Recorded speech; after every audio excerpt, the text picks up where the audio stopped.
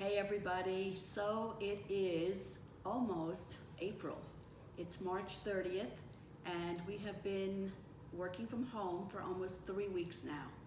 So I wanted to give you a little bit of my take on this whole situation, since the president just announced that we are probably going to be in this situation until the end of April.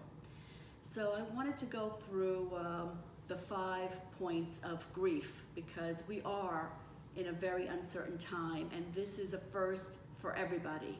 And as Brene Brown says, this is an FFT moment. I don't curse usually, but this is a effing first time for all of us, and it's very uncertain. So the 5 points of grief is denial, and I was absolutely there when this first started. I just could not wrap my brain around the fact that we were going to be quarantined. I thought because we're in America, things would go faster and I could still go to work and I could still go to the supermarket. But after denial sets in and you realize it, you go into anger. For me, it wasn't so much anger as much as frustration. It was frustrating to realize that I couldn't go into the office anymore. I pulled everything that I could to work from home, couldn't go to the supermarket as often, if anything, because my children didn't want me to be around people with social distancing. So we are now ordering food online, and because my youngest is living with us, they're going shopping occasionally for us. So it's frustration that set in first.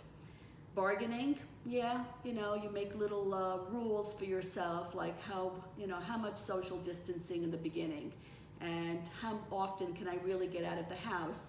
And then you realize that you really, really do have to practice responsible social distancing. The faster that we practice this, the faster this will be over, and the faster we can start to recover. So please, I implore you, if you haven't taken this seriously, I know I am, please take this very seriously. Then we go into depression, and some people are more depressed than others.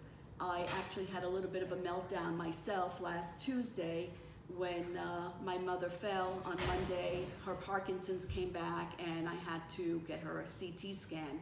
So when it's family and it's somebody close to you, I really had a bad day and really couldn't focus on business as I normally can, or on my family. But after we got her CT scan on Wednesday and realized that it wasn't a mini stroke and she got correct medication, I felt relieved and could move on. And now, as many of you are, we are in acceptance mode. We are finally accepting that this is our new norm, as much as we may not want to admit it. So we're getting used to hunkering down, working from home, taking our walks every day, getting into a routine, hopefully getting up, getting dressed, and getting ready for the day, and enjoying our evenings with our family. But there are a couple of silver linings, and about a week ago, I just had walking around the house going #silver linings, because there are silver linings. We're finishing up those projects that we wanted to always do, that we put on the sidelines.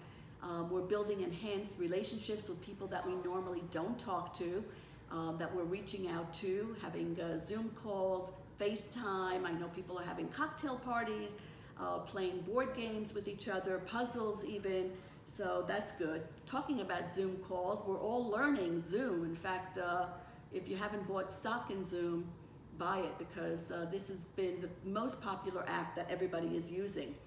If you're in real estate and you have a transaction, as I have quite a few that have failed septics, the good news is they can still go on, because that's an exterior thing. So those septic systems are going in. So #silver lining in real estate for that. Speaking of real estate, we will recover very quickly. This is not 2008, when the mortgage debacle really threw us into a deep recession and took us a long time to recover from. We have low inventory still, high demand, and low interest rates.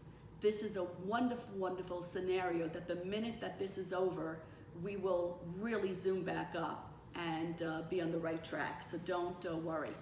We are eating healthier, at least we are. We're making meals at home, watching what we eat, and trying to exercise.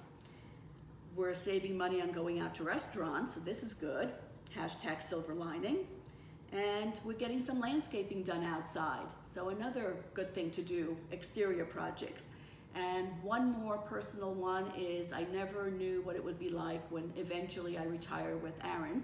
And being at home together for 3 weeks, I'm happy to report that we will be okay when that time comes. So this is my silver linings report. This too shall pass. Let's make the best of it and let's stay positive.